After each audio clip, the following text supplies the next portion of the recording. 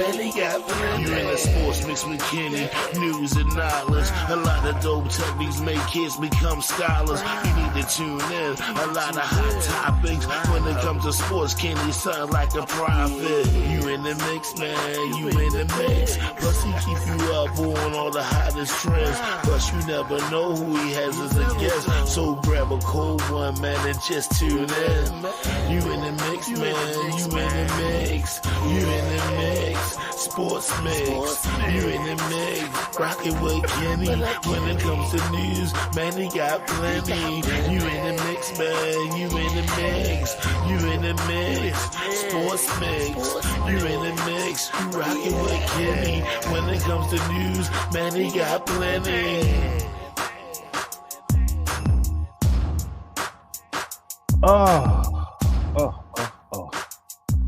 It is the sports mix. The season is over. The season is over. It is over. It is over. Came to an abrupt end. And it has already started. Don Royal. I don't even know who Don Royal is, but he said fire Harbaugh and Monken. Get him out of here. Get him out of here. That's what Don Royal said. Woo. Get him out of here. And I'm pretty sure there's a whole lot of other people saying the same thing he said. Charles Brooks, CB, say Harbaugh is going to get dragged. Harbaugh, Johnny boy. Yeah, Brooks. A whole lot of people gonna get dragged on this one. Oh man. But we're in the sports mix, man. We live on Facebook,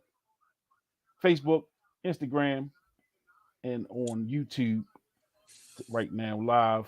So you're tuning in. Thank y'all for tuning in, man. Oh man, the beer's not cold today. The steak is nasty. You know what I'm saying? I don't want to see nobody. Don't come over. Don't knock it. Don't call me. None of that. I ain't got no rap for nobody today. You know, this is terrible. This is not how I needed my Sunday to end. I don't even want to go to work tomorrow. I think I'm gonna call in sick. Wow. and it'd be true. Yeah, I'm sick now. I'm sick. About sick right now. Yeah. This was a tough one. This was a tough one. You know, it was just a tough one, man. We came in with high hopes, man, but they just fell short. Man. So Ravens lose to the Chiefs, 17-10 in the AFC Championship game. Been a hell of a season. Man. It was a hell of a season. So, you know, you there are no more victories in sports. I'm not one to believe in the more more victories and all that stuff. Either you win, you don't, you go home, and it's no no ain't no next week for us. Nah. It is over. It's over. You know, the season is over. So, you know, Tonyo, my guy, Tonyo said Lamar. What do you say? Lamar was paid not to run. No, I don't know what. It's tough to say. It's tough to say, man. Yeah. Well, when you look at it right now, it's oh man, I'm trying to get the words together. You know, just because my feelings, I'm still a little upset. Yeah, you know? Tough pill to swallow. Yeah, I'm a little upset right now, a little salty, if you will. Y'all can take my salt and pour it over your steak. I'm sure that'll season that thing up real good because I'm salty right now. Not feeling it. Okay, hold up. See, I gotta get to this thing here. See, okay, it's the Steeler guy talking. Say the same people that paid the refs paid him. Oh God. See. I don't know why I do that. I shouldn't entertain him today. You Steelers. We're not entertaining no Steelers talk today. I'm ready to block you, Barnett. People that paid the refs paid him. Well, Hey, I feel what he's saying. Yeah, I'm ready to block him. I feel what he's saying. Yeah. So Charles Brooks, stunned, perplexed, and disappointed. Hey, well said, Brooks. I'm gonna tell y'all what. If y'all need to vent, you need to vent your frustrations. Put them in the comments. Right. Put your Let it comments. out. Put them in the comments. Let it out. Yeah, just let it on now. You know, this might end up being a therapy session. You don't want to go to bed with this all pent up inside of you now. No, you gotta get this off. Yeah, get it out. Get it off. No, I want the people who are down there at the stadium and out and about watching the game, you know, to be easy on the way home driving. You know what I mean? Yeah, take it easy. You know, make sure y'all get home safe. Yeah. You know, drive safely. You know what I'm saying? And God damn. Charles Brooks, I'm a Cowboys fan. I'm used to disappointment. Well, yeah. Had a cowboy in the booth. Yeah, you're right. You're right. One of their greatest players, ain't it? Romo. That botched hold he did that play. Cheese checking in. What's up, Cheese? Yeah. We didn't land on Plymouth Rock. Plymouth Rock landed.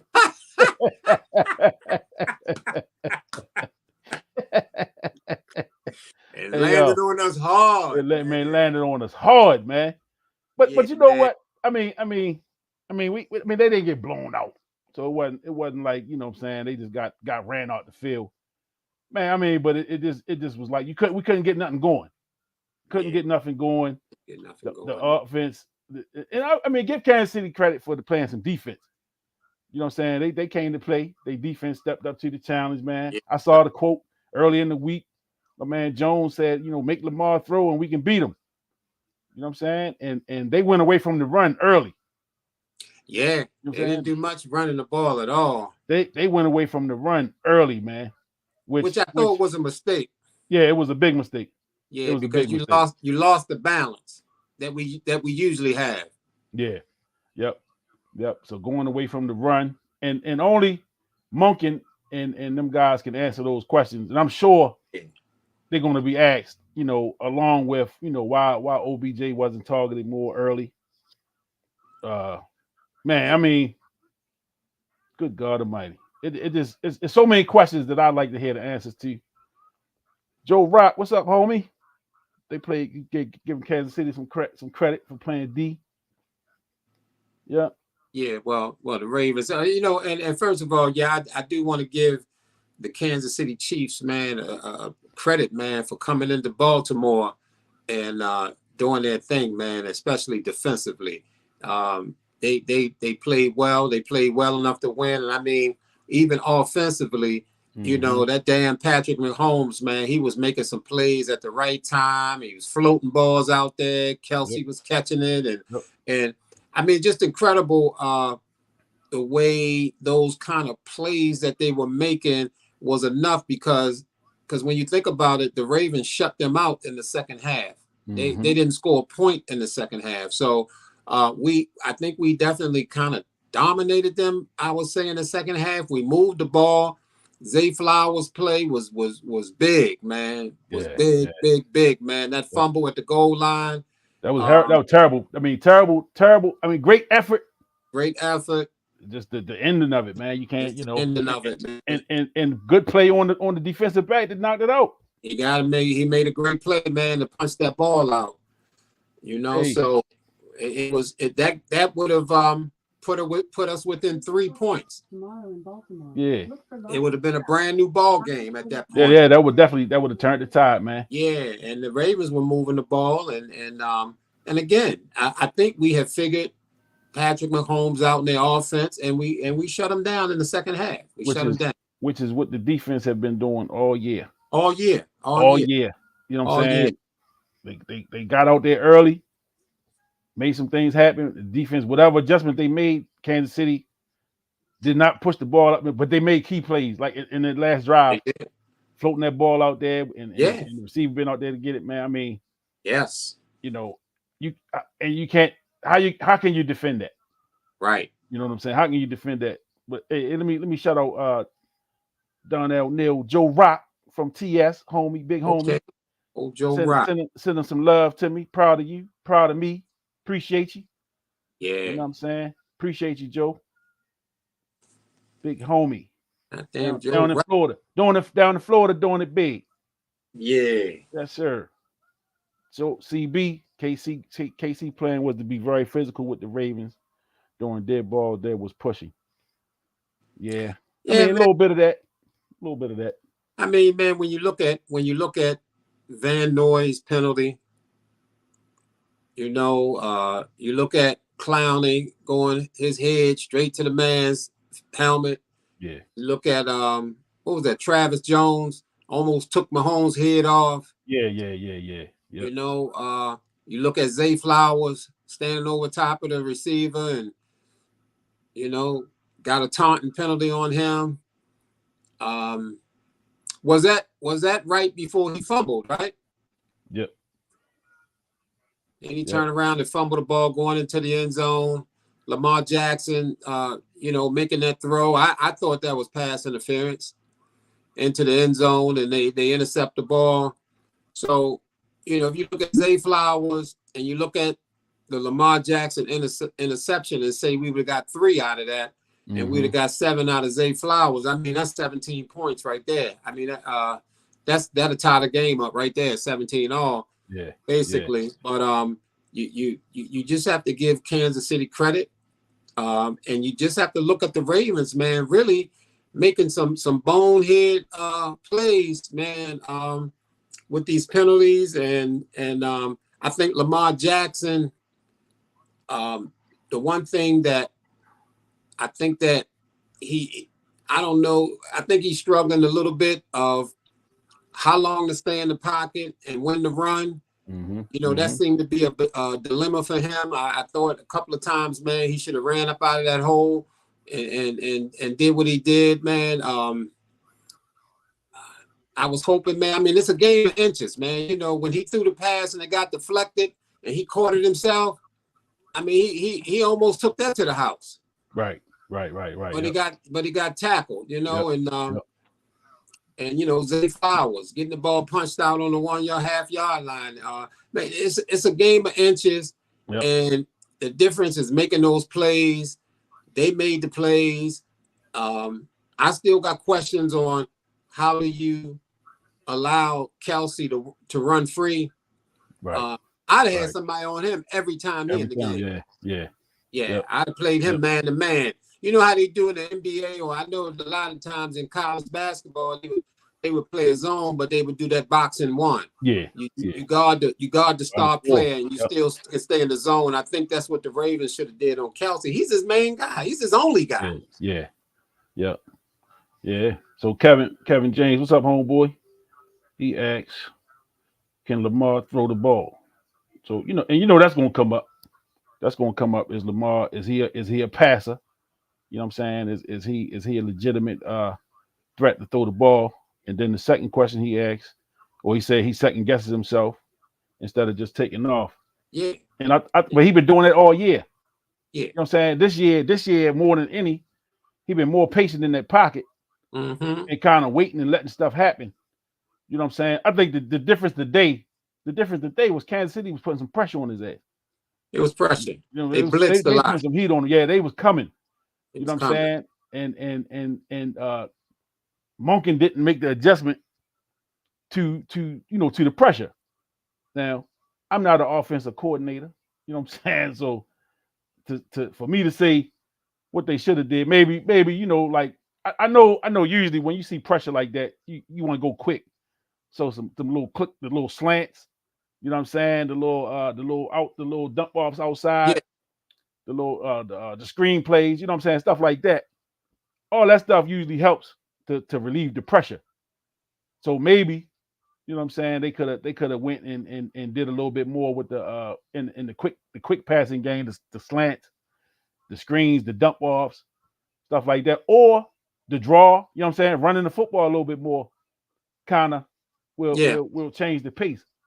But so they didn't make them type of adjustments, and again, that's I can't wait to see the press conference or to see, because I know the questions are going to come, and I just want to see what the answers are going to be. What are the answers for why they didn't run the ball like they should have? I mean, they are one of the top running teams in the league. So, you mean to tell me at the one quarter, You can't just go away from what you do. Now, of course, in the game, you know, the opponent's objective is to take away your bread and butter. Mm-hmm. So if we know that they want to run the football, we want to take that away from them, right? We want to scheme that away from them. And it's like they said, put the ball. I guess their thing was put the ball in Lamar's hand, and let's see if he can beat us. You know what I'm saying? And today the answer was no. You know what I'm saying? The answer today was no. He wasn't gonna beat you. You know, and like Kevin said, maybe he helped. Maybe he sat in that pocket a little too long a few times. You know, maybe a couple times he should have took off. I know. Romo said something toward the end where he was like, you know, that 1,001 that he covered the pumping. He said maybe he ought to pump once or twice and then go, versus 3 or 4 times. So you know what I'm saying. Sometimes it's just the you got to change it up a little bit here and there, just to throughout a game, because in the words of Ray Lewis, it's a 60-minute ball game, man, and so it's never over until the zero's on the clock. And they were never really out of the game from a standpoint of what the score was. Now the momentum of the game said something different, but from the scoreboard standpoint, they was in the game, pretty much to the end. So yeah, it got a little scary when the Chiefs were down there and they went for it on 4th down, but they didn't get it. Yeah, that was a huge defensive stand by the Ravens.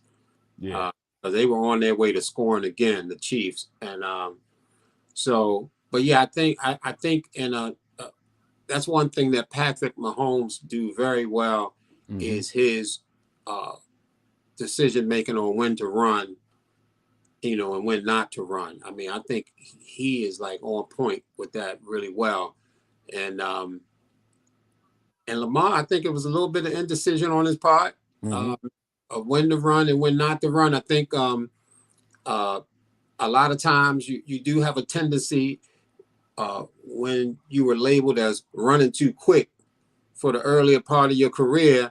Now, I think somebody, put the thing up there. He was being paid to not run and to pass, so it seemed like the pendulum swung a little bit too far when it comes to him in this game, because he's been successful staying in that pocket. He's been successful this year, waiting and finding guys getting open. It didn't happen like that this game. I think the Chiefs recognized that. I think they recognized that he would hold that ball, and I don't think that they reacted to his running. I think a lot of teams reacted to Lamar in that pocket, and Lamar starting to come up close to that line of scrimmage, and teams react, and he found an open guy. I think the Chiefs did a real good job, of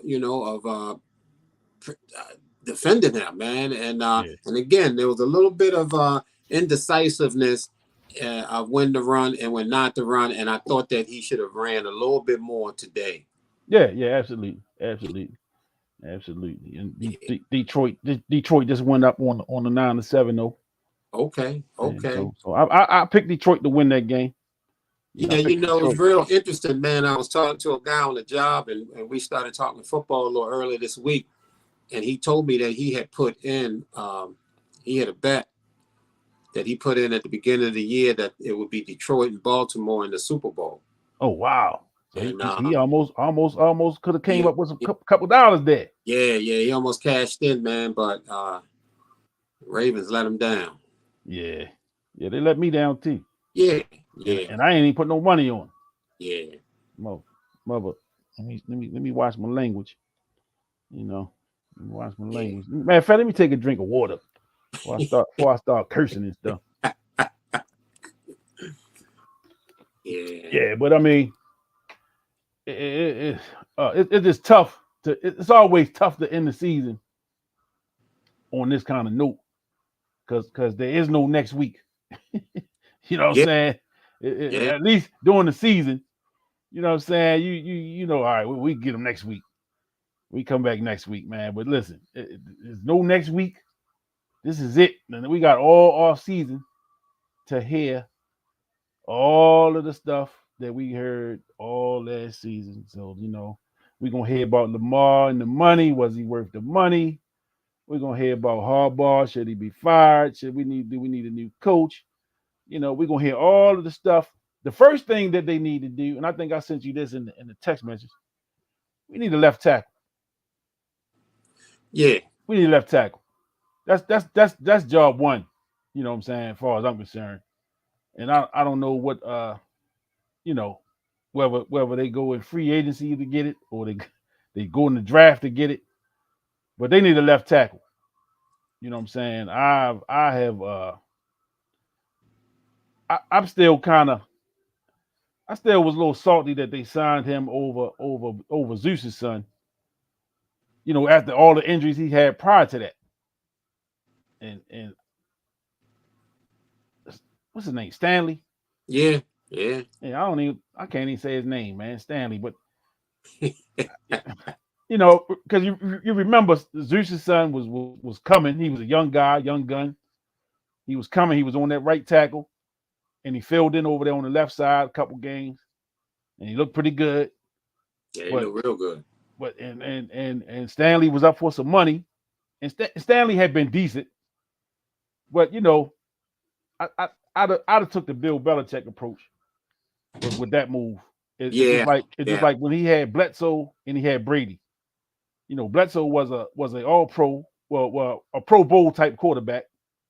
You know what I'm saying? Put up great numbers every year, solid. He got hurt. Brady came in, and he didn't light the world up in his first year, if people remember. He did enough for them to win games, and he was solid. And Belichick made the move. He said, "Hey, I'm sticking with the young gun," and that move turned out to be pretty damn good for them. Yeah, over the long haul. Now Stanley, he's been hurt a few times since since he got his money. He's been hurt a couple times. You know what I'm saying? And then when he does play, to me, he's suspect out there. You know what I'm saying? He's sometimes I want to stay short of saying he's a liability. You know what I'm saying? Because he's not terrible, but I think we need to upgrade at that left tackle position. That's just me. And that's where I would start. You know what I'm saying? That's where I would start. I think we all kind of realize it. Stanley's all-pro days are over. Mm-hmm. He will never play at that level again with that injury, which must have been pretty devastating, because I remember they were trying to bring him back, and he still wasn't right. And just an injury that I don't think that he can really ever overcome. So he's not going to be that Stanley that we know was an all-pro. Also, I think overall, when you start thinking about the off season, I think the O-line is an area that they really need to look at. Mm-hmm. They need to look at that O-line. And again, you're still looking at, edge rushers, Clowney is, and Van Noy and them guys, they played well. Jabo, he's still dealing with injuries, so we really can't see what he's able to do. So I think that O-line need a little bit of help, man, in the off season. I think always that edge rusher is somebody they're looking for. I think shout out to Kyle Hamilton, man. That dude was all over the field. Oh man, he is absolutely a beast out there on that field, man. Just amazing game by Kyle Hamilton, man. Amazing game. And that Zay Flowers play where he dove for the end zone and didn't get in, it just, it's almost like, you think about Cincinnati. What's his name? Diving, trying to get over the end zone and don't get in. Then you think about Buffalo when we're down there, get ready to score a touchdown and Lamar throw the pick. Yeah. That touchdown would have tied that game up. And here's Zay Flowers get ready to score 7. We'd have been down by 3, and we had the momentum. So I think, yeah, man, it's a rough loss, man. I was pretty confident all year that the Ravens was going to represent the AFC in the Super Bowl. I was just as confident coming into this game. I felt that way, and really, man, the way the game went in the second half, they absolutely had a chance to win this game. But a lot of bonehead moves, man. A lot of bonehead plays on their part. Yeah, definitely so. So I'm bring old Kyle Hamilton back up. You know that young fella, man, is the next in line of great drafted Ravens defensive players. Oh yeah, He is right there with Ed Reed, Ray Lewis, he's there. Suggs.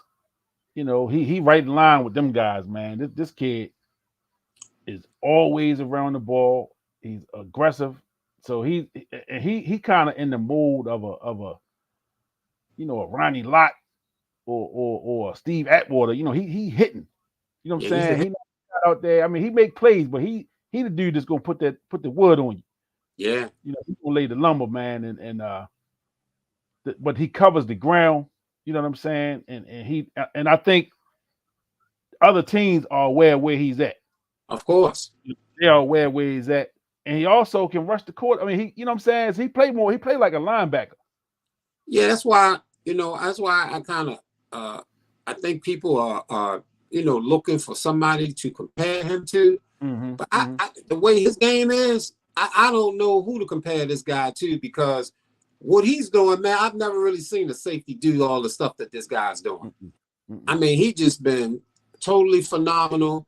And when you think about the great, Jonathan Ogden and Ray Lewis in the first round. Yeah. I mean, you think about that. I mean, anytime you draft in the first round, you want to hit a home run with the player that you draft. Yeah. And the Ravens hit grand slams with both of those guys, Ogden and Ray Lewis. So here we have was it Kyle Hamilton and Linderbaum in the first round of that draft? Linderbaum was the first round?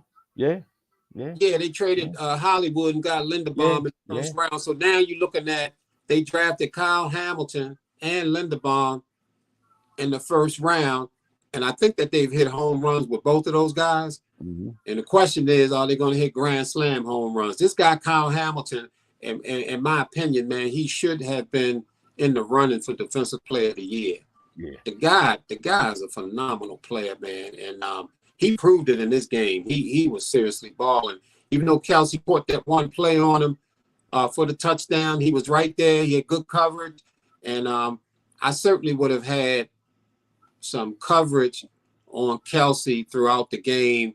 I would have had some man-to-man on that guy most of the time, because he was really the only real big threat that Mahomes had in this game. Yep. And I mean, it seemed like they had a couple of good runs early, and whatever adjustment the Ravens made, they shut that down. So the running game was non-existent after the first couple, the first quarter for sure. Yeah, they ran the ball pretty good the first quarter, but after that, the Ravens adjust. And again, when I was at the establishment watching, and I was telling people, I said we'll make the adjustments, because even at halftime the score was what 17-7. 17-7. So the Chiefs didn't even score the second half, which is kind of par for the course for what the Ravens have been doing all season long. You know what I'm saying? Just like you say, the play, man, with Zay, and you gotta charge it to youth. You know what I'm saying? Just an immature play as far as taunting the guy. You made the catch as a hell of a catch. All right, let's line up, and you know what I'm saying, we got a game to play. Yeah, man, what's going on? So and that's this young youth and immaturity on his part. And I'm sure, he will take something from this one, and hopefully moving forward that kind of stuff is no longer in his repertoire. You know, he was the offensive star. Yeah, of the game, and if he had scored that touchdown, he would have hands down been the offensive star of the game. Yeah, absolutely. So now I saw some people kind of there was some comment about not utilizing OBJ more. Yeah. he got some targets in the fourth quarter, of course. You know, I, it's easy. It's easy to say that when you're sitting over here. You know what I'm saying? And I don't know what the play calls are. I don't know what the play is designed to do. I know a few of the times he wasn't even on the field. Right. You know, I was looking, he wasn't even on the field. So you can't call his number if he's not on the field. You know, that's the first thing. But of course, you know, he is a threat, you know what I'm saying, to make plays. And yes, he should have been more a bigger part of the game plan, I think. You know, when you go back and you play Monday morning quarterback and you look at it, yeah, he should have got the ball. He should have got a little more targets. I think so.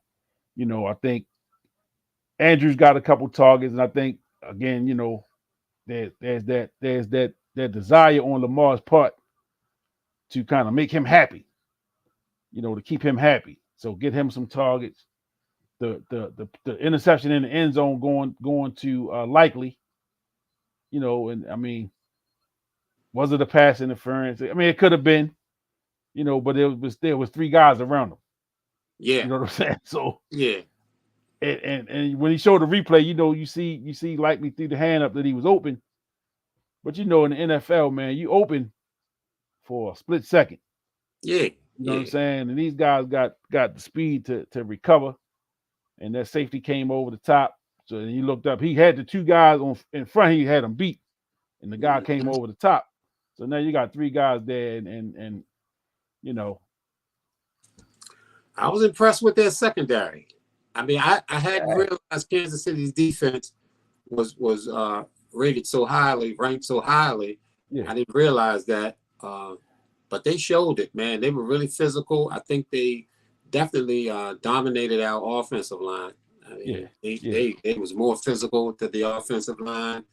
And I mean, and still, I thought the Ravens dominated them in the second half. Overall, dominated the Chiefs, shut them down. Yeah.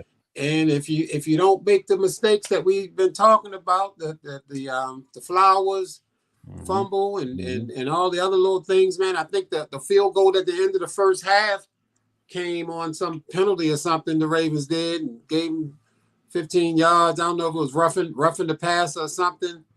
I thought that I saw a lot of holding on Kansas City's part throughout the game. I kept saying, man, that's a hold right there. Yeah. He holding him. He holding Oway. He holding Matabike. Yeah. And they just wasn't calling them. And then they started calling a couple of them a little bit late in the game. But the Ravens didn't do enough to win, man. They didn't do enough. Who generally makes them holding calls? Say that again? Who generally makes those holding calls? You talking about what ref makes? Yeah, what referee usually make them holding calls? Yeah, I thought it was. I don't know. Was that guy that be standing in the back? What is he? So you got the head referee back there, and you got one of the umpires back there. Yeah. But you know, so those calls can come from any of them guys usually. But I wonder, you know, like you know what I said before we came on about the referee. Yeah. You know, was he holding on to that handkerchief? Yeah. Is it? Nah, I ain't gonna throw that. You know. Yeah, and I mean, even on that play that Lamar threw the interception in the end zone, the ref had his hand on his flag. Handkerchief, absolutely. Yeah, he had his hand there like he was gonna throw it, and then he decided not to throw it. Because one of the other referees was like, no. Yeah. And man, you know when Zay Flowers dove for the end zone, man, I thought he was in. Initially I did too. Yeah. Initially I did too. I said, man, he in. Let's see the replay because he looked like he was into me on the play. And when they showed the replay, man, he clearly wasn't in. Yeah, he was short. Yeah. And you know what, OBJ, man, he hasn't really been playing that much coming down the stretch. I've been wondering why he's not really been in the rotation that much. I didn't know whether they were just trying to wean him out to knowing that maybe we're not bringing him back next year or whatever. I don't know. Or maybe he was injured. I kept thinking he was injured, so he didn't really play that much. But he's a guy, man, that know how to draw penalties and things like that. So I thought he would have been good. He's been to the big game before. I thought it would have been good to have him more in the mix. I do notice that he don't quite get separation like he used to from the receivers, but I mean, all in all, man, you just have to take your hat off to Kansas City, man. Yeah, They and came on the road and they beat a Ravens team, man, that was looking as dominant as any team in the NFL. Yep. Yeah. And they won. They beat the Ravens in Baltimore. And I think for me, the coach in me always, I look at my team and I see what we did or didn't do that affected the outcome, but I never ever want to take anything from the other team. No. And like you said, man, Kansas City came out there, they did just enough on offense, but they came to play defense. Yeah. And they defense showed up today. Yeah, And again, for all the people that's gonna come for Lamar, because we're gonna head until August, September. Yeah. Really until next January. We're gonna head. We're gonna head. And yeah, you're right. Yeah, and I said it last year, I said it this year, until he wins one, there's gonna be questions of whether he can or can't. You know what I'm saying? Whether or not he can do what people say he can't do. And it's easy to say, "Oh, he'll never win this, and he'll never do that." You always say that until somebody does it. You know what I'm saying? But does that mean he's any less of a quarterback? We still hold Marino and them guys in high standards. They just didn't win the big one. You know what I'm saying? They just didn't get it done in the big game. Jim Kelly and Marino and Brett Favre only won one time. Aaron Rodgers only won one time. But then we got the guys like Rich Gannon. Who did he win? Did he win the Super Bowl? Yeah, I don't even know. Was he the quarterback? Who was the quarterback of the Buccaneers when they won? With when Tony Dungy had left and Gruden came in. Gruden came in. Who was that quarterback? I know it was like somebody. It wasn't a gunslinger. Yeah, I can't remember. I can't remember who it was. But then Gannon was with the Raiders. Yeah. So I don't remember who that quarterback was. But Trent Dilfer won the Super Bowl, for crying out loud. Right. So we know it takes more than just quarterback play. And the way the league is today, the quarterback is going to get the win, going to get the praise when they win, they're going to get the blame when they lose. We already know that. We know what it is, man. It's just the nature of the beast. And you just what you got to deal with it. And another thing, because and I went through this all off season and all during the fall. Lamar, is he worth the money? If you identify a starting quarterback in the NFL, they're going to get $40 to $50 million per year, and that's just what the job pay. You know what I'm saying? Whether or not you think he's worth it or not, it really don't matter. That's what the league. That's what the going rate is for quarterbacks in the NFL today. So, we hear all this talk about the money. Is he worth it? Should the Ravens have taken that money and done something else with it? This is what the league is, and they're going to be quarterbacks that come up for some money this year. That's going to get more than Lamar got.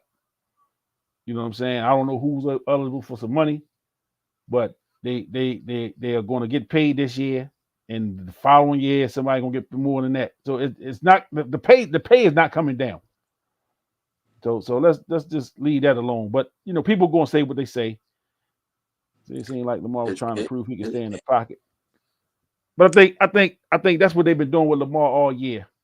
Is they kept him in the pocket, and I know Dan, you made the point. Is they kind of kept him healthy. You know what I'm saying? Because with Roman, Lamar seemed to take a lot of punishment, and he never really take big hits. So he's good about not letting somebody get a good shot on him. He's taking some hits, but not repeatedly getting big hits on him. and he's found a way to kind of avoid the big hit. But like this year, he was intentional to me, in my opinion, about sitting in that pocket and extending plays. Even if he had to scramble a little bit, he would extend plays and always got his head looking downfield, trying to make a play with his arm rather than his legs. I just think, like last week, he came out was aggressive, and he took off a couple of times last week. It was like, okay, that's a little different. You know what I'm saying? Because he haven't been doing that all year. You know, this today, not so much. But again, you know, you got to look at what Kansas City was doing. So, you know, you look at the front, they had 8 people up on the front.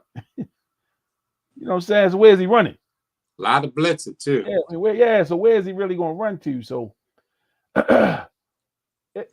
again, I'm gonna ride on you with this one. Like I'll give Kansas City credit for a great defensive game plan. You know, I don't want to take nothing away from Kansas City as much as I want to. You know, Yeah. And you know, so I mean, I'm sure I'm gonna watch the Super Bowl. I'm going to say some foolish stuff like I ain't gonna watch. Yeah, man, and I mean, I know I saw the comments that they coming for Lamar already. Set that is pretty sad. Well, you know, the thing is that, you know, all the naysayers and all the talk about Lamar and all the things that they've been saying about him, this was the game that would have quieted everybody down. Yeah. Not last week's game against Houston, because they beat Houston. They beat a rookie quarterback. They beat a 10-17 or whatever. But this game right here was the game that Lamar needed to hush everybody out. Just to shut them down, you know, to beat the defending Super Bowl champs with the best quarterback in the league, is what everybody's been saying over the last year. The man has been in 6 consecutive AFC Championship games, Patrick Mahomes. Clearly the best quarterback in the league. Who's been to the AFC Championship game 6 years in a row, man? I mean, this is a phenomenal feat by this guy. Yeah. And I think all 5 of them, this is the first time they've been on the road in that AFC Championship game. So those guys have been dominant. Mahomes has been dominant. So this was the game that we needed for Lamar to put the cape on and to pull this one out.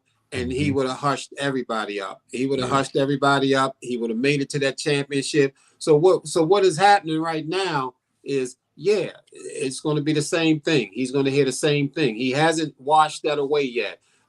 When you think about him winning the MVP, well, it's now a watered down MVP because he didn't win this game. He got pushed out by the Chiefs. So I don't know. How many did James Harden win any MVPs? Yeah, he got one. He got one. One. I mean, so got one. I mean, so that thing that's on Lamar's back is still there. Yeah. They just gonna have to regroup, come back next year. It's a difficult thing to make it to the Super Bowl. They came up a little short this year. I thought that they had the team to do it. I think that they should have come through and won based on how they played that second half. If you take away the bonehead plays, the mistakes, I don't think this was one of Monken's best games of play calling. I don't think this was one of his best. And again, man, Kansas City Chiefs made enough plays to win this game, man. Yeah, absolutely. It looked like we had them on the ropes. Yeah, and we just didn't we didn't do enough. We didn't do enough. We didn't do enough. And you know, I'm a fan. I'm an Andy Reid fan. You know, I made mention of that, I think last week when we did the show. You know, just how ingenious some of his offensive play calling is, man. And I'm going all the way back to Philly. You know, when he's with the Eagles, man. Just some of the stuff that he drew up, and some of the plays, man. I'm like, damn, man, and they make it look easy. You know what I'm saying? They make it look pretty easy, man. But you know, his legacy, of course, has changed with the addition of Patrick Mahomes. You know, Absolutely. and I mean, yeah, I get it. You know that we give great coaches, and Belichick was this great coach. But he was a great coach, and he had one of the, I mean, arguably the greatest quarterback that ever played as his quarterback for 15, 17 years, something like that. You know what I'm saying? And so my next question, or my question is, you know, and can you be a great coach without great players? Can you be labeled a great coach without having great players? And I try to go back and I think about No. some of the greatest coaches, and they all had great players attached to them. You know what I'm saying? No. I mean, Usually, usually that label of being great comes with winning and winning championships. yeah, And yeah, you ain't winning no championships with mediocre players. I mean, you gotta absolutely, have great players to win Super Bowls and World Series and NBA championships and down the line. So if you ain't getting the players, I don't really care. And I mean, college football and college basketball is a great example that if you can't recruit hmm great players, I don't care how good you are with X's and O's, right, you right, ain't winning unless you get some talented players. yeah, And so yeah, and Belichick is going to be great because he had Tom Brady. yeah, yeah, Simple. You yeah, know, and Andy Reid is going to be super great. Andy Reid might even surpass because Andy Reid did some damage up in Philly. yeah, You yeah. know, and It, now in Kansas City. yeah, he didn't win the big one in Philly, but Right. he got to the Super Bowl there. And then you look at, I mean, and you look at again, man. You look at what the Chiefs have done. They went into Buffalo Hmm. Hmm. and beat the Bills, who have been playing some really good football. Yeah, Then they come into Baltimore yeah, and beat a Baltimore Ravens team that's been pretty dominant throughout the year. yeah, I yeah, mean, you have to respect what the Kansas City Chiefs have done this year. yeah, yeah. No doubt, no You doubt. got you got to respect that, and regardless of, I mean, I think the Ravens were making those plays, Van Noy and Clowney and them guys and Zay. I think they're making those fouls like that because you know they was under pressure. It was a tough game. They expected to be ahead by then. You know, I, Yeah, I don't know what it was, but a lot of times when you're under pressure, when things ain't going the way you want them to go, that kind of emotion and anger can come out. yeah. And that's what it looked like was happening to the Ravens, man. And Hmm.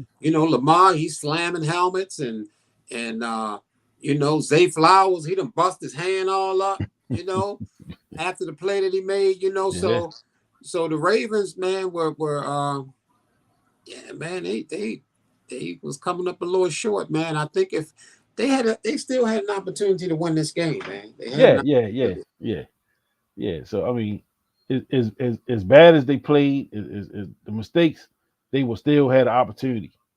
You know what I'm saying? They still had an opportunity to win the game, and right, I mean, right to the end, really. Yeah, Right to the end, really. They never really got away. The game never really got away from them. It's just the mistakes. They couldn't overcome the mistakes. yeah, You know what I'm yeah. saying? They couldn't overcome the mistakes. And I mean, Kansas City was the better team today. And They won. that old cliche stuff, but it is what it is, man. It is what it is. Shout Yeah. out to Detroit Lions are up 14-0 right now. Wow. First quarter.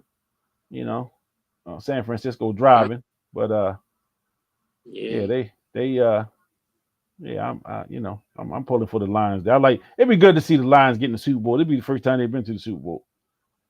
You know, Yeah, they saying that I think they maybe the only team from the Super Bowl era that had made it there. Cleveland, Uh Cleveland have it. Cleveland, they never made it either. Nope, nope. Cleveland, Cleveland ain't make it either. You're right. nah, nah. Cleveland and Detroit for sure. Yeah, them too. Jacksonville, I guess Jacksonville was a newer team. Yeah, I think they said that. I think they said what they were saying that Detroit was the only team from the Super Bowl era who hasn't made it to the Super Bowl but played every year since the Super Bowl era. It was like 2 or 3 years that Cleveland didn't have a franchise. Yeah. So maybe that's what they were trying to say. Yeah. But man, I mean, Kansas City did it, man. And you know, when you have a player like Patrick Mahomes, and make no mistake about it, man, the guy is great. I mean, simple. The guy is a great quarterback, and you know, it's like you could have a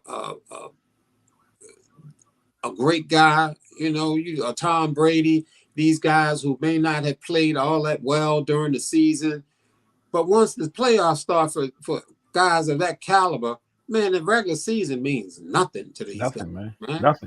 Nothing, man. That this regular season ain't meant nothing to anybody. And see, and what Patrick Mahomes is playing for, he's playing for his legacy, man. He know he the top dog out there.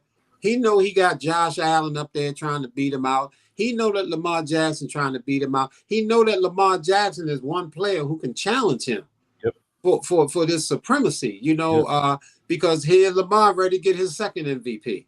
I think Mahomes got 2 MVPs. Here come Lamar ready to get his second one. So if Lamar gets past him and win this Super Bowl, I looked at this game as being the Super Bowl. Yeah. In my mind. So Mahomes is playing for legacy, man. He wants to nail down, hands down, I was the man when I played during my era. During my era, I'm the greatest dude out there. Yeah.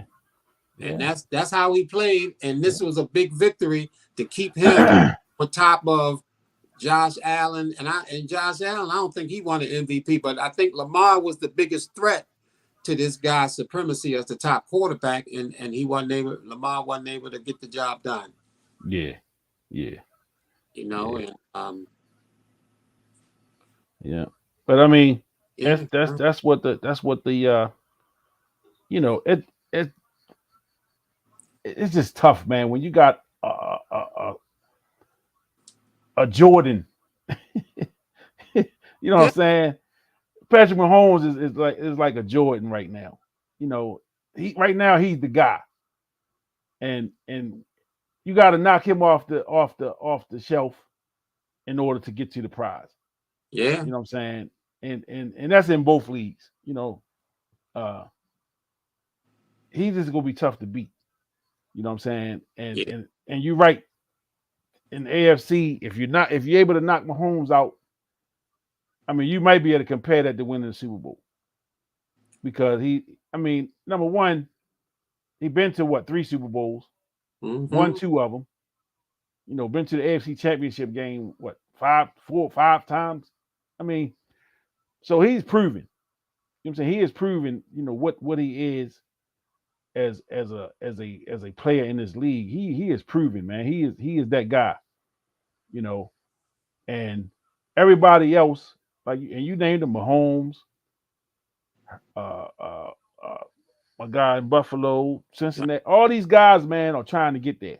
Yeah. You know, Cincinnati got to the 2 Super Bowl to 1 year. Yeah. Wasn't able to win it. You know, who was this? Who said this?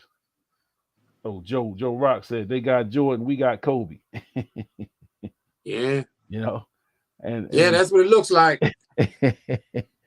But it is tough, man. When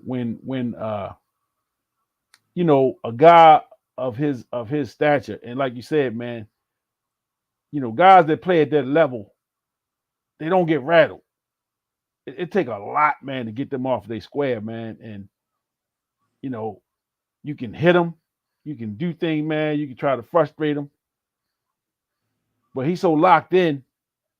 You know what I'm saying? That stuff don't bother. You got to beat him. You know what I'm saying? You got to beat him. And I think sometimes too, you know, I'm of the like with Tom Brady, I was always of the opinion that you had to hit him, and you had to hit him a lot. You know what I'm saying? Just to make him uncomfortable.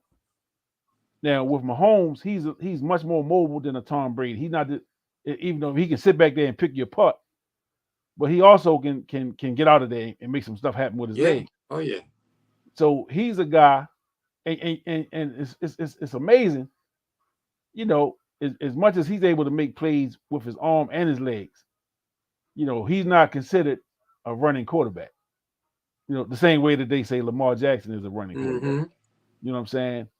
And I think some of the runs that Mahomes makes are just as dynamic as the Lamar Jackson because of the time that he does them. It's like when they need a play, and he's sitting back there, then he takes off, and he go downfield for 30 yards, 40 yards. You know what I'm saying? And it's like, yo, you gotta respect that. You know what I'm saying? And Yeah. so then you get Clowney to get a shot on him. Sometimes you're gonna take that little extra. I'm gonna take a shot. Oh yeah. And they take the shot, and then they call the flag.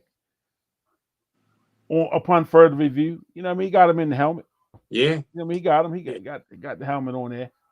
So it Nah. probably was a good call. Yeah. He and Clowney was that was a frustration penalty. Frustration. Exactly. Yeah. That was a frustration penalty.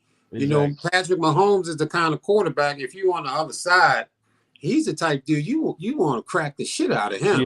Yeah. I mean, the way he play, the way he be making plays, and the way he bounce out of there and make them runs, them timely runs that he make. I mean, he's the type of quarterback you just want to crack the shit out of him. Yeah. But the guy is so smart. He's so aware. His timing is impeccable. He knows exactly when to run and when not to run. I think he's the best quarterback out there when it comes to that decision making. And you ain't got time. I mean, it's fraction of a second that you can make that decision that I'm taking off or I'm going to stay in here. I think he's impeccable at that. That's part of his greatness. And based on this game here today and based on this playoff series, he is the best quarterback in the league. And he has just, I mean, ain't no argument now for him to come and have to go on the road to Buffalo and to Baltimore to play against two of the best quarterbacks in the league, maybe the next two best quarterbacks in the league, and Josh Allen and Lamar Jackson. Yeah. I mean, I can imagine that Patrick Mahomes was salivating at this situation of having to go on the road and make it to the Super Bowl. He's probably salivating, and there's no challenges that guy's afraid of. And I take my hat off to him. I mean, I wanted to crack his ass too, but I wouldn't be foolish enough to go helmet to helmet in a game tight like this. It's a game of inches, man. Yeah. It's a game of inches. A few more inches, and Zay Flowers is in for the touchdown. It's a game of inches. And that's the long and short of it. Yeah. You know what I'm saying? With this game, man, it's a play here or a play there, it turns the game in a whole different direction. And the tone of our show is a lot different. Yeah. You know what I'm saying? The tone is a lot different. So, the season has come to an end. It's over. but that haven't ended the sports mix. You know what I'm saying? We continuing on. They're still rolling. We still going. So, Johnny done sang for the Ravens. Johnny Mathis done sang for the Ravens. Yes, it's over. Call it a day. I mean, Johnny done sang his ass off tonight. Sorry that it had. I mean, the shit is over, man. And this was the year, man, for the Ravens to go to that Super Bowl. But I mean, we got to wait till next season, man. We got to wait till next season. Yeah, we back and I done got messages and stuff. People talking about they devastated and all this kind of stuff. I'm devastated too. But all in all, man, still, the Ravens had a great year. We had a lot of great games. We enjoyed the season, and for them to come up short, man, it is really devastating. Yeah. It's just, I mean, this is a terrible way from a fan standpoint, and I'm sure the players are sick. Just to end the season like this and know that we can't fix it next week. Right. You know what I'm saying? There's no next week. You know what I mean? And we just gotta, fight and figure out what the team gonna look like next year. Yeah. DeCosta and them guys, man. And now I guess they go right into draft mode. Looking at the college draft, and free agency will be right after that. Just kind of figuring out what the deal is. I know they got a big decision to make with Queen. Yeah.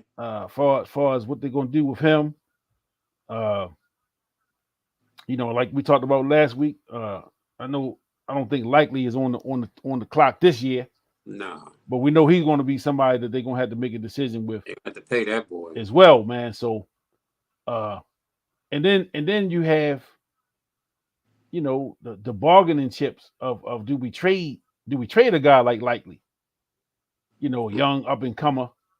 Do you trade a guy like Mark Andrews? Mark Andrews, yeah. So you got some things on the table right now. How is he going to come back from his injury? From injury, yeah, exactly, exactly. And I think decisions like that, I think, is what helped the Patriots sustain so long.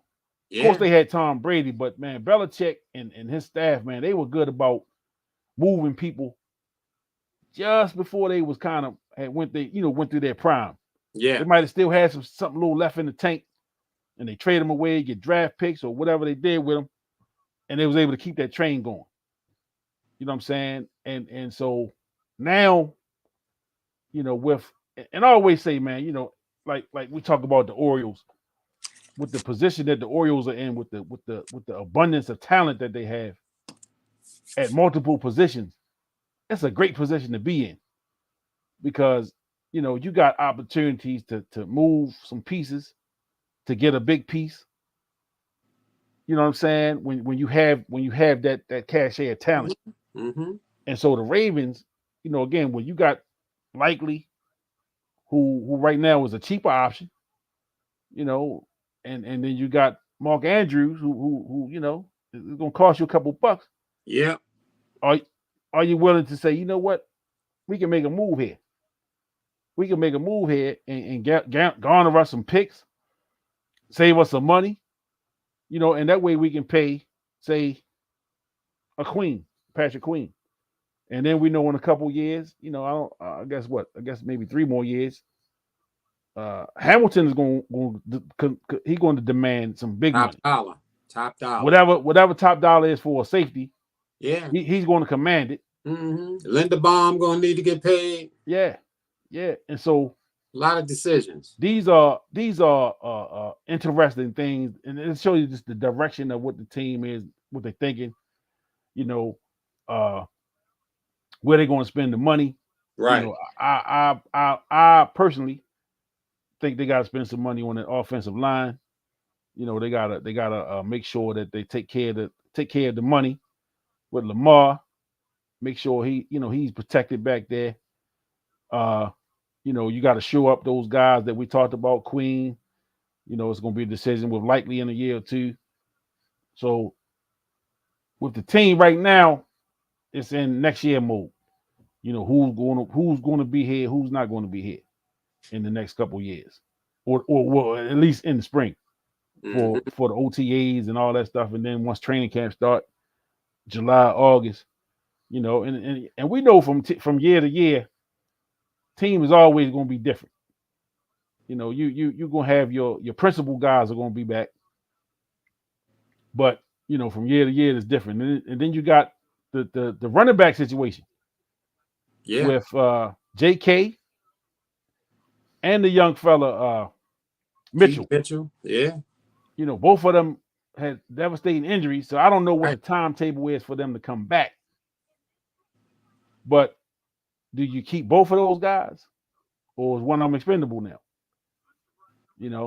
So those are the type of decisions, man, that them guys are gonna have to come up with down there, out there in Owens Mills. Yeah. As they figuring out what this team is going to look like moving forward. And the one thing about, salary cap sports is you can't keep everybody. You know what I'm saying? You can't keep everybody, man. And that's why I say, man, love your team. Love what they say, love the name on the front of the jersey and not the one on the back. Yeah, that's what they say. They say that, and I mean, they say it for a reason, man. In the business of sport, it's just impossible to keep everybody. Yeah. You're not gonna keep everybody happy, and it's a business for the players as well. Yeah. And they No. got to make business decisions too, man. So if an opportunity comes for them to go get a check from somewhere else, it ain't personal. You got to go get your money, man, because it's once in a lifetime money. It's once in a lifetime money, man. It's an opportunity to get yourself paid and change your life. And Yeah. for a league where the average career is only 3 to 4 years, when you got opportunity to get paid, you take it. You take it. I can only imagine, man, what was going on in that Ravens locker room Yeah. at the game. I mean, Yeah. when you think about this, and make no mistake about it, man, this is a devastating loss. I mean, and Lamar wanted this so bad. He wanted to get that monkey off his back. But I just can imagine, being in that locker room where Zay Flowers is feeling. I know he's devastated. He was showing it on the sideline. Lamar Jackson, his eyes was looking pretty watery when OBJ was in his ear. These guys are devastated, man. This is a huge loss to this franchise. It's a big blow to Lamar. But I mean, there's only one thing you can really do, man. You can't let it break you. You just got to lick your wounds, man, on this off season. Try to get better, and, trusting Eric DeCosta to make the right moves for next year. But they're on the brink. They're right there. Last year, I think they were right there. Maybe they need a little bit more. And I'm like you, that O-line would be my first spot. I still think they need to get a little bit more pressure on the quarterback. I know they were close up there leading the league in sacks, but you still don't have that. Matabike had a pretty good year with the sacks, but coming on that edge, man, we still ain't got that guy yet. We still haven't had that guy there. But devastating loss, man. But again, you do have to give them Kansas City Chiefs, man, some serious credit for what they've done, man. Yep. And I'm gonna shout out the Kansas City Chiefs, man, AFC champions once again. Yeah. They be representing the AFC in the Super Bowl. It's close but no cigar for the Ravens. I'm gonna keep my head up. I know there's a section of people here in Baltimore who have, they not Ravens fans, so they gloating. They doing their little dance and they superstars on social media tonight. They're getting all the attention they need, all the attention they want. So you got to get it some kind of way. And really, man, the psychology behind that, back in the day, man, when I was hanging out a little bit in DC, and there were so many Cowboy fans in DC, against the Redskins, and then you got your Pittsburgh fans here. Now, if you don't really have a real connection to these other cities, I mean, mainly it's all about attention. Because if 95%, 98% of the people in Baltimore are Ravens fans, I mean, you automatically stick out when you're a Steeler fan. You automatically stick out. You automatically going to get attention. You automatically going to get people saying, what? You a Steelers fan? You automatically, once you put them Jerome Bettis jersey on or Roethlisberger jersey on, you're going to hear it. You're feeding off of the attention. Yeah. This is an attention getting move when you are a fan of the rival team. There's no real sound reason unless there's no sound reason, man, for you to be a Steeler fan in Ravens country. There's no logic to that. So it's all about attention. So when you see those people who are Steeler fans that are born, bred, raised, grew up in Baltimore, you know what it's about. It's all about getting some kind of getting attention. Yeah. And Purdy just threw an interception. That's a flag though, 14-7. Yeah. Lions. But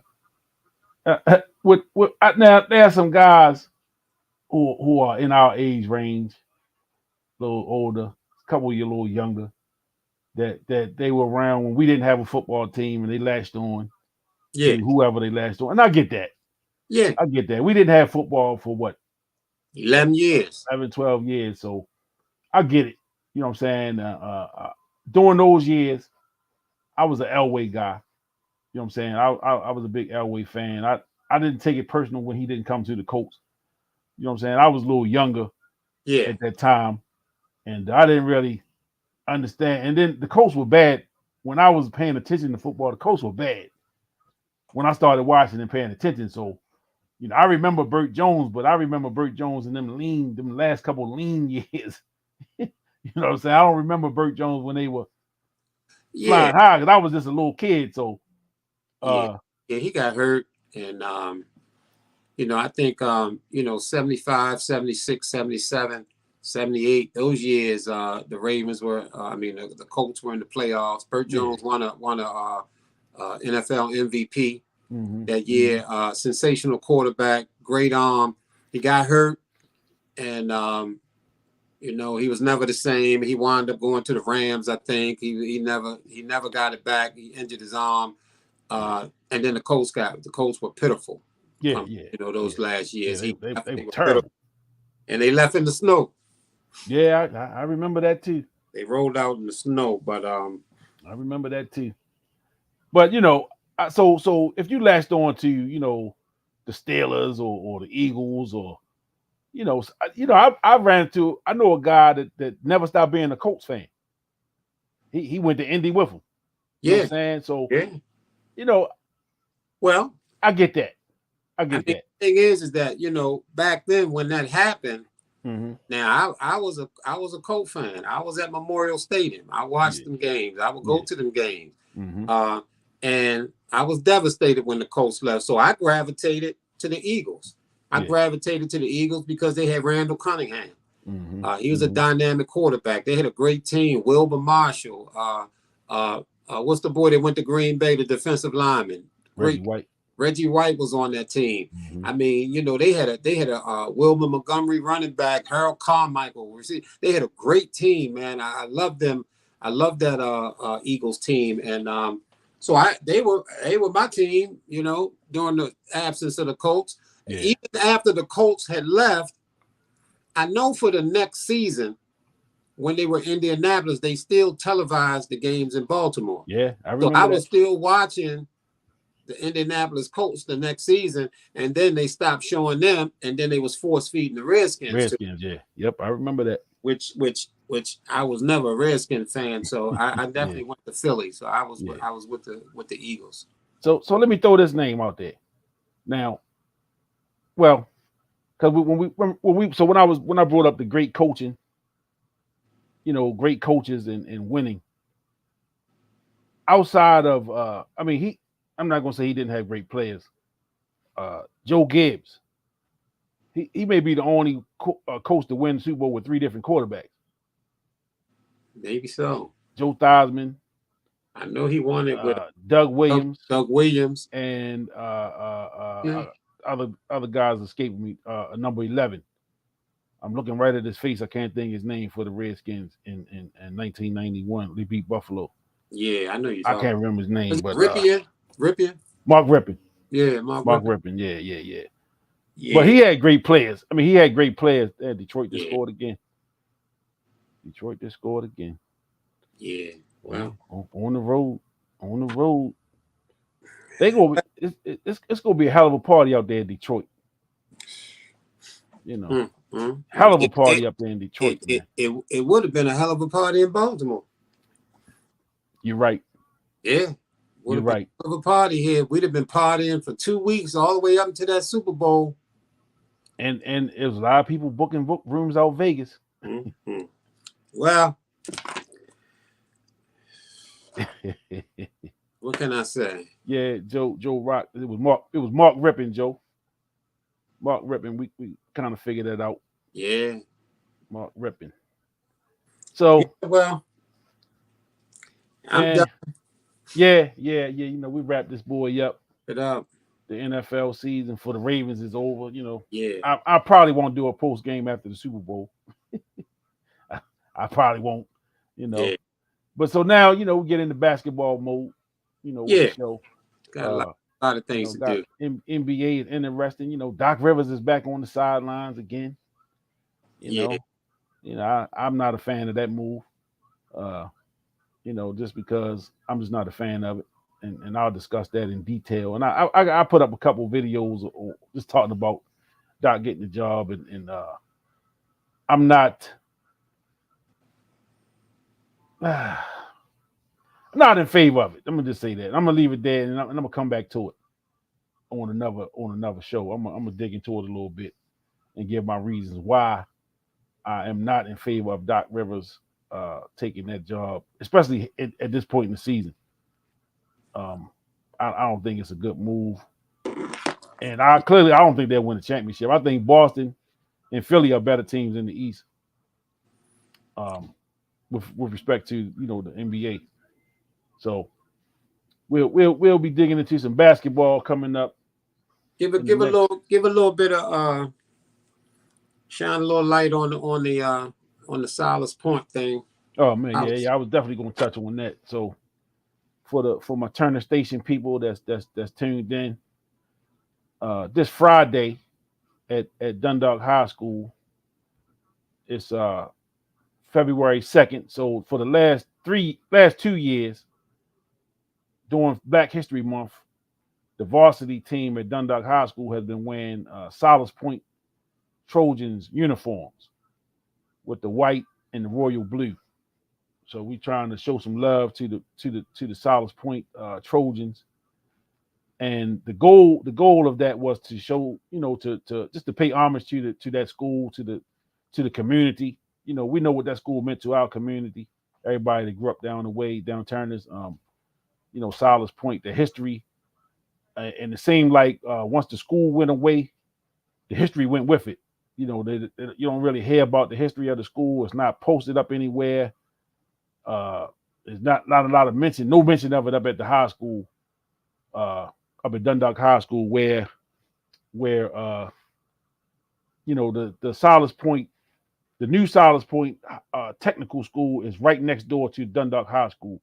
So they built the new one right next to the new Dundalk High School, and in the hallway there, so there's some pictures up in the on the ceiling in the new Silas Point High School. There's some photos that from Turner Station. There's some pictures from Silas Point High School. A lot of Turner Station history up there on that wall.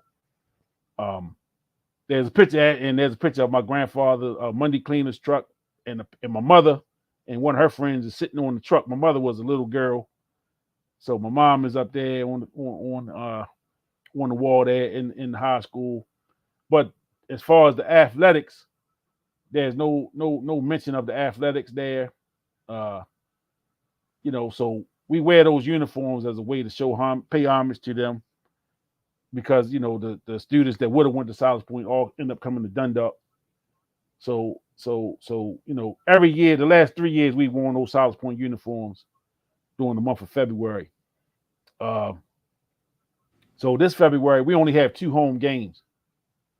This Friday, the 2nd, and then the following Wednesday is our final home game of the season, and that will be our senior night. But on this coming Friday, the 2nd, we're going to pay homage to Mr. June Howard and James Smith, the son of Mr. Osceola Smith, both of them played basketball or football. Well, they played sports at Silas Point High School. So we're going to honor them in between the JV and the varsity games we'll have. And we're also going to honor the 1968 Baltimore County champion Dundalk High School team that featured arguably the greatest player to come out of that area, Eric Venable, and along with I know Luther Epps was on that team. I believe Phil Williams was on that team. Just looking at the picture, I had a picture. I wish I should have put it up here. But a lot of the names that we familiar with from Turners that we names I heard all my life about how great these guys were as far as basketball players. We're going to pay some homage to them. And the goal with the 68 Dundalk team is to get a banner and have that banner hung up in that gym where it should have already been there. You know, they were 19-0, Baltimore County champions. They lost in the States. I don't know who they lost to, but you know, and we've talked about Eric Venable, and I'd like to do a little bit more on him just because of the greatness. You know, people that saw him play still say he's still the greatest player to ever come out of Turner. You know, I wasn't fortunate enough to see him play, but you know, so this Friday, if you have an opportunity to get up to the high school, the JV game is at 4. The varsity game usually starts around 5:30, 5:45ish, depending on what time the JV game is over. And there'll be a little ceremony in between where we'll have them out on the court and present them with, you know, some things, man, and give them an opportunity to take a bow, man, and really, you know, get the appreciation and respect that's due to them. You know, and there was a video, and I need to post that, and I'll post it in the Sports Mix group. There was a video we did a couple of years ago. Baltimore County schools has like a TV a media department, and they came out and they did interviews with some of the players about wearing the Silas Point uniforms and what that meant. Some of the history, and a lot of the kids had no clue about the history of Silas Point High School. So they were learning. They learned some things about, you know, the community, what that meant, and just the fact that you know, wearing those uniforms, man, it's a special thing, and it means a lot to a lot of people. You know, so we've invited a lot of people from the neighborhood. I know that a lot of the gentlemen and women of the community, the seniors are involved with the Fleming, the senior center. So it's going to be a big group of them coming up to the game Friday. I've been in communication with Cynthia Mingo, who's down there working, and she's going to coordinate, you know, getting all those people up there. And the invitation is also extended to any person that was an alumni basketball player at Dundalk. So if you played at Silas Point or Dundalk, you get into those games Friday for free. You know, so it's gonna be a good day, man. A lot of excitement just about, you know, honoring those guys and honoring that history. Now I know I'm gonna be taking part in it, so I hope there's a lot of pictures being taken. I'm not gonna be able to take pictures or videos. I'm gonna be in it. So, what I'd like for some, you know, people to get up there and take some photos and share the pictures so that I can post them and kind of put that word out there, man. And it's something that, as long as Coach Eddie, shout out to Coach Eddie Major, as long as he's the head coach, just something that's going to continue, you know, honoring Silas Point every February. So, shout out to Coach Eddie, man, for the vision to even do it, you know, just to honor the school and the neighborhood that way. I think that's a big thing, man, and to go a long way just to kind of show those people they haven't been forgotten, you know. So if you're in the area Friday, stop past Dundalk High School. JV at 4, varsity game 5:30, ceremony kind of in between. Yeah, it's important. Nice thing for the coach up there at Dundalk to do that, and y'all guys to put your heads together to, you know, show some love to Silas Point and the legacy, and anybody who has any knowledge of Turner Station knows how important Silas Point High School is to the legacy of Turner Station. Mm-hmm. And huge, just huge. I did see a note to say Calvin Hill was at Silas. I wasn't not sure if he went there or not. I know that Dr. Wade had gathered up some money and was able to send him to a prep school. Yeah. So I'm not sure if he went to Silas. If he did, it might have been 1 year, but I'm not sure about that. Yeah, I don't know, and that's something I can find out. But I know he's a name, and I'm gonna try to get Calvin Hill up on the show, you know, just to tell his story. Yeah, as well, man. coming from where we came from, Yeah. and made it to the NFL, man, and had a pretty solid career, and helped birth one of the greatest basketball players we ever seen. Oh yeah, no doubt. You know what I'm saying? So Calvin Hill himself was a terrific athlete. He was a yeah, track guy. He went to Yale. yeah. He was a scholar athlete for real. Absolutely. They recognized his talent athletically, and they recognized his scholarly talent, and they got the money together, sent him to a prep school, which led to him going to Yale. He was a tremendous track athlete. He was a triple jumper, I think, long jump, triple jump. So he was a great athlete. Obviously made it in the NFL and played in the NFL for some years. Calvin Hill, and like you say, he's the daddy of Grant Hill. Yeah. and we're not gonna overlook that. We can't overlook that. Got that good gene pool. You know what I'm saying? Yeah. Okay. So I think he went out 1 year. Yeah. Joe Rock said they went 1 year with his mom. Yeah. And so yeah, man. Friday gonna be good, man. The season had been all that great from a win-loss perspective for us. But I'm definitely looking forward to Friday, man, just for the significance of what it means, to the community. And to those guys that, that because sometimes, man, we become senior citizens, and your feats and the things you did once upon a time kind of get overlooked or forgotten, and it's just these are people we know these people all our lives, so Mr. June Howard is somebody I've heard about.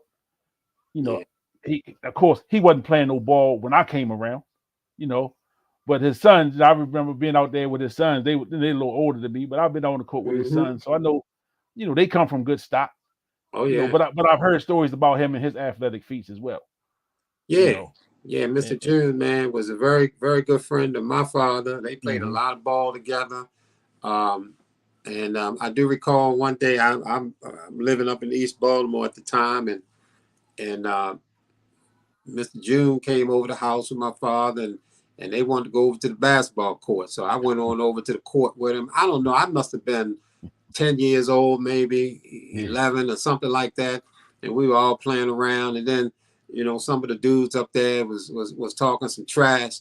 And, my father told me, Dean, just go on over to the side. We got to get busy with these niggas here. Mr. June, my father, and man, and the other person that was there, man, I believe it was Fly Neblet. Okay, yeah, Fly. Yeah. And man, they tore them dudes up, man. You talking about some physical ball. And, man, that was a beautiful thing, man. And when I bumped into Mr. June, probably, man, maybe a year and a half ago or something, and he asked me, did I remember that? And I was like, hell yeah, I remember that. I would never forget that. Yeah, man. So I'm gonna try to get down there Friday, man, just to show my respect for Mr. June, and then of course Eric Venable was my cousin. Yeah. So I want to show some respect for him. And then when you talk about James Smith, man, he's the son of the legendary Mr. Smitty. Absolutely. Absolutely, man. Come on now. So yeah, this is a big deal. Absolutely. It is. And like I said, I hope the neighborhood show out. Yeah. I hope the neighborhood show out, man. So don't worry about the score of the basketball game. It's a big deal. The score of the games don't matter that night. And for real, they really need to carry it over to track, because Silas and his legacy in track and field is some crazy stuff they were doing in track. So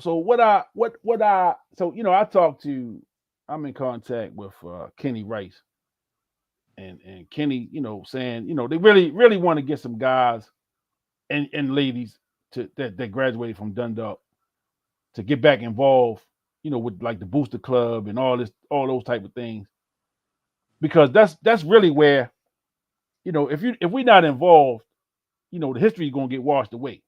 Yeah, You know what I'm saying? Because the Silas Point High School they're not even known as the Trojans no more. I mean, they don't have any athletic teams. Yeah. But their mascot is something like the Cougars or something. You know what I'm saying? So it's like that's that wiping away history type of thing. Is it still a Silas Point High School? Yeah. So it's just a vocational school. Okay. It's just a vocational school. So you go there, go there and learn a trade or whatever. But the building is right next door to Dundalk Hospital. They built them side by side. Okay, gotcha. They stand right there next to each other. So yeah, they built them side by side. Yeah, so when the building was gone, they closed the school and the history was gone. Because I went to Dundalk schools, and I didn't know much about Silas other than what I heard down the way. You know what I'm saying? And in other situations, when you close one, and you send the kids from Silas Point, now we all had to go to Dundalk, but it was like all the history from Silas Point was wiped away. You know what I'm saying? So it was no, in other situations they may have combined and changed the name of the school to make, to kind of celebrate both schools. That didn't happen in this case. You know what I'm saying? And so I was too young at the time to even understand any of that. Not even realizing, I started going to school in 1976. So Silas Point had been closed, 10 years at that point, which is really not a long time. So it was still fresh. You know what I'm saying? It was still kind of fresh. And not only Silas Point, but the Turner's Elementary and Fleming, and what I'm saying, them schools closed too. Yeah. So yeah, this is big. You know what I'm saying? This is big, and it's been in the works for about 3 years. We've been talking about doing it for 3 years. We just we dealt with COVID for the first year. We couldn't do anything because of COVID, and then last year, just planning wise, it just didn't happen. Yeah. But we were able to pull it together this year, and I think, like I said, as long as Coach Eddie is the coach there, it'll be something that we continue to do every year. I think, when I think about Silas, man, I think there's probably a lot more that can be done to honor some of the folks who are still living that went to Silas. Mm-hmm. As a kid, man, I don't know how many times, man, it's probably hundreds of times that I flipped through that yearbook. Yeah. My mom and my dad went to Silas, so I done flipped through that yearbook, man, hundreds of times, man. And, on the same, my mother and father pictures on the same page. There's one person in between them on that page, man. And of course they will wind up getting married and all of that stuff, man. And, I loved it, man, because my father was such a great athlete, man. They had a lot of pictures of him there with the track team, with these medals and stuff that they won and trophies. And then they had him, taking for basketball. He's on the basketball team shooting a jumper from the corner, And I used to read the little thing they had at the bottom. Alvin Randolph shoots from the corner while the team gathers for the rebound. And I just think, motherfucking rebound? Ain't no goddamn rebound. That shit going in. That was good. Yeah, that shit gonna be good. Ain't no rebound. Yeah. Then they had him on there, man. He was some kind of president, man, and he had a suit on and stuff, man. Had a pretty girl beside him. And I used to be asking him, Dad, you look good in that suit, man, with hunger. He was like, yeah, we were poor. He said that was Thomas's suit, his brother. He said, you can see it's a little big on me. Hey, you still look good to me. So so man, just looking through that yearbook, man, was just so iconic to me, man. Just looking at seeing Black teachers, man, Black janitor, man, Black students, man, Black guidance counselors, Black everything, man. Black everything, man. I mean, a Black man put money up to build the school. So this is some iconic stuff, man, this Silas Point. And I think it's kind of up to us, man, not to let that thing die, man. And whoever's still around from Silas Point living, man, I think there should be some kind of, man, we could do something really special for these folks, man. And we can't let that history die. Yeah, that's facts. That's facts, man. Yeah. That's facts. And I definitely I'm glad that I have a part in this situation coming up this Friday. Mm-hmm. I can't take credit for the idea, but to be able to help to push it through and make it happen, reaching out to people, man, and just hearing the excitement. You know what I'm saying? Hearing the excitement in their voices, man, and just the excitement of knowing that they're gonna be recognized, man. I mean, because again, man, history is something, man, that as the years get away and people start passing on, and those stories go with them. Yeah. You know what I'm saying? If it's not documented somewhere, them stories go with them. Yeah. And so, man, it's still strange for me to come down Silence Point Road and that school is not there. Yeah, for me it is. It's strange when I'm coming down and I look over there and that school's not there, man. I mean, it's been a few years now and it's still weird. It's weird. It still don't sit right. It just kind of like, damn, and I mean, I learned how to play basketball in that building. Went to summer camp over there in that building. The little drop-in center we used to have there up there on we did that up Silas, for us to live up Chestnut up top. Yeah, man, they had people skating up there and all kinds of stuff. I remember going skating once or twice. I was so little, I used to have to stay on the stage. You know what I'm saying? But I remember that. I remember that, man. So just a lot of memories that went with the building.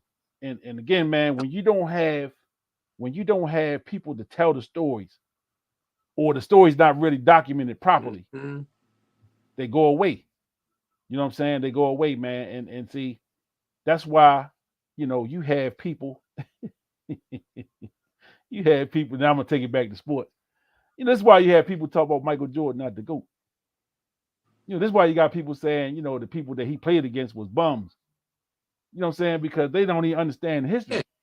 Yeah. You know what I'm saying? They don't even understand, why he was put up on such a high pedestal, man. It's not because he came in the league and the league was just trash. The league wasn't trash when he came in it. You know what I'm saying? And it didn't become trash. He elevated it. You know what I'm saying? He elevated the game. So I don't want to get on Michael Jordan, but with respect to the stories, man, and the history, and especially in our neighborhood, in Turners is different. It's a different neighborhood now. You know what I'm saying? It's not the same neighborhood that we all grew up in. You know what I'm saying? And we get that home feeling. Everybody come back, parade day, stuff like that. Yeah. A lot of people, we still get together on different occasions. Somebody have a gathering or get together, and folks get together, man, and feel like home for a minute. But it's not the same. You know what I'm saying? And I say that in the nicest way that I can. It's just not the same. It's not. And a lot of that too, though, is when you go through. And I know for me, the fact that my grandparents have passed on and they're not there anymore, and a lot of my neighbors that grew up on my block, the elders, of course, they passed away. You know what I'm saying?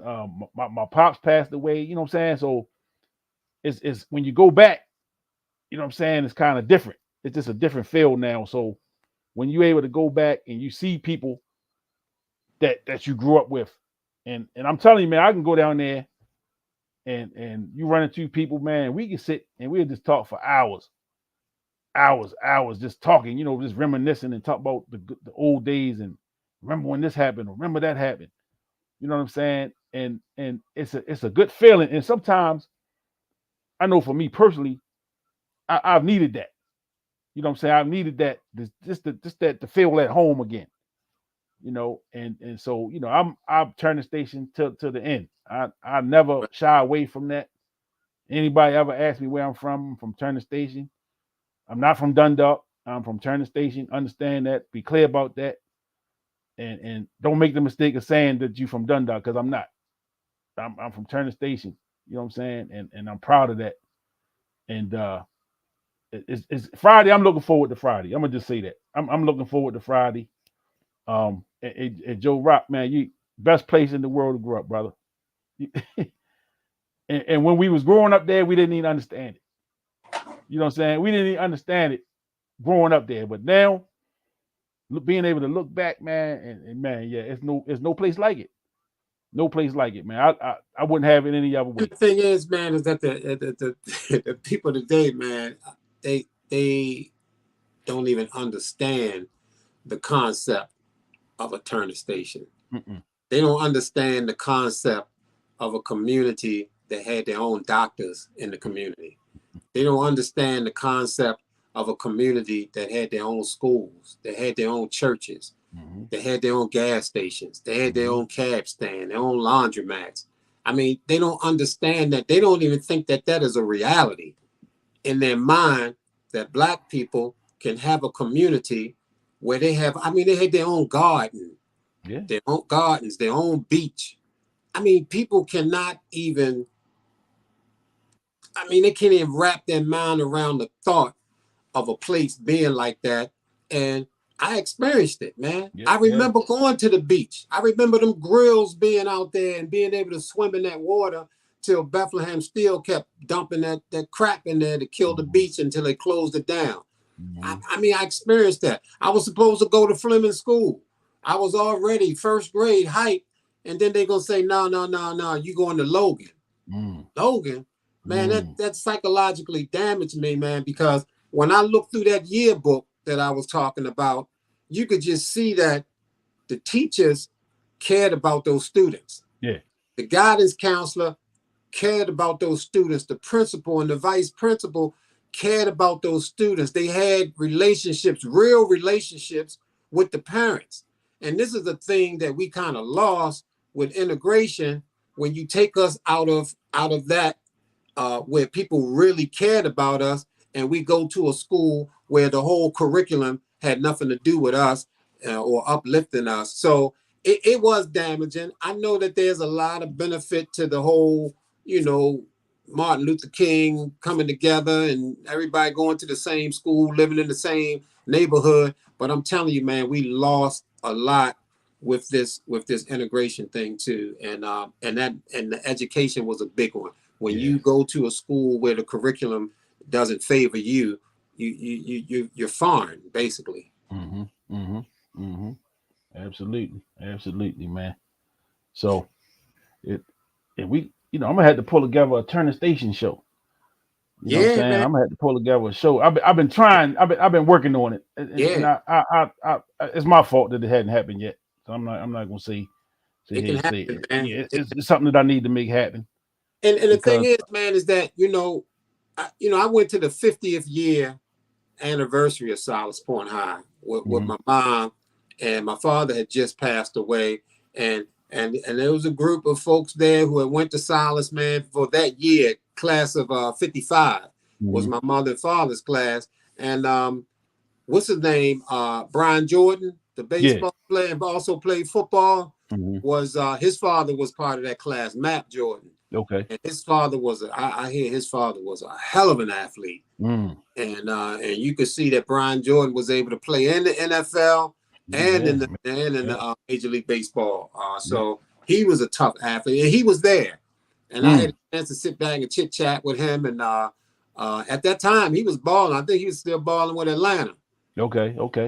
Baseball, and so my niece wanted to take some pictures with him. So I'd snap a few shots, with him there and everything, and dap them up a little bit. So yeah, it's a real nice history, man. Real nice history. Yeah, absolutely. I did know that Brian Jordan had some ties to Turners.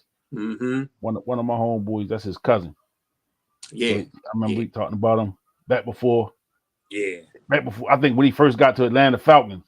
Yeah, that's kind of when I first heard of him. I didn't know who he was before that. And then I'm shaking this man hand, I'm dapping him up. His father was a great athlete. My father was a great athlete. And I was like, damn, man, if I could have just got a little bit more of my daddy's genes, man. I'm a little bit more, of my mom's. I'm leaning this way, towards my mom, man. But Alvin, man, he was a hell of an athlete. I sure wish I had more of his genes. Yeah. Yeah. Good stuff, man. That's good stuff. But we definitely got to get that history, man. Get some of that history and talk about some of that and document it. Get it documented, man, and really have it so it don't get lost. You know, because You there's some know, great and the stories, sports man. mix, the sports mix itself is documentation. Absolutely. So having some folks on is documentation in itself, and you know, it live on forever, man. Yeah, absolutely, absolutely. So I guess we go ahead and wrap it up. Mm-hmm. You know, put a bow on this thing. You know. God damn, Ravens. Yeah. Motherfuckers. God damn, man. Fuck it. I've been trying to hold this shit in, man. I've been trying. God damn. Yeah, big loss, man. Devastated.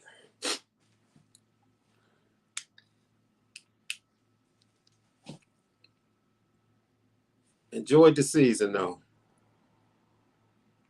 Like this. Well, there you go. Send us out like this, man.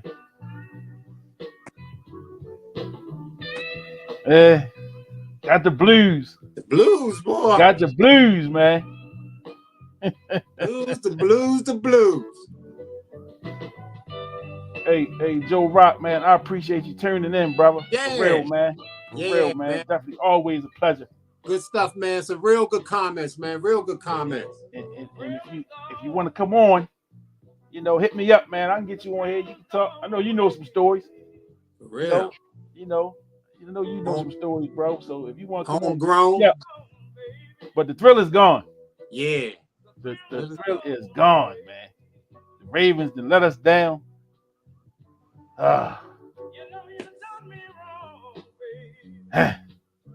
No reason to pretend. We knew it had to end. The thrill is gone. Yeah, the blues, man. The blues. Yeah, hey, look, y'all. It ain't nothing wrong with, man, letting out your frustration, man, letting that pain out, because you don't want it all pent up. You feel like crying, just cry. Yeah, let it go. Just let it go. Let it go. Let turn BB King on and let it go. God damn. Let it go, baby. BB will hit the spot. Yes, indeed. But I feel a little better. You know, we was able to talk it out. We did get it off our chest a little bit, man. So I feel a little better. It's going to sting a little bit, you know, knowing that we was close. We could have been there, but yeah. You know, yeah. We got back to the drawing board. Back to the drawing board, man. Man, everybody that tuned in tonight, man, I appreciate y'all. Man, don't forget to like, comment, share, subscribe to the channel on YouTube, follow us on Facebook, Instagram, X, used to be Twitter. I'm also doing some podcasting on Apple and Spotify. I'm still working that situation out, but you can follow me over there too, the Sports Mix Podcast. And if you want some merch, I got the t-shirts, man, got some hoodies with the Sports Mix logo. If you want to get some of those, man, hit me up. I can help you get that too. So, man, y'all have a good one. Enjoy. Thrill is gone. Thrill is gone. I'm gonna go. I ain't gonna cry though. I'm not gonna cry when I cut the TV. I'm gonna cut the screen off. I'm gonna hold it together. Yeah, I'm good. Yeah, I'm good. But y'all, hey man, appreciate everybody for tuning in. Appreciate y'all for real, man. It's been good. You know, been able to get a little therapy in. Yeah. Yep. So y'all peace out, man. We'll see y'all on the next go round. Start talking some basketball. Orioles great. Go to spring training in a couple weeks. You know. So we got plenty to talk about. Sports Mix still alive and kicking now. Always. You got some topics you want? Sports Mix now because the Ravens are over. Yeah, no. Any topics y'all want to talk about, hit me up. We get them on here. I appreciate y'all, man. Peace.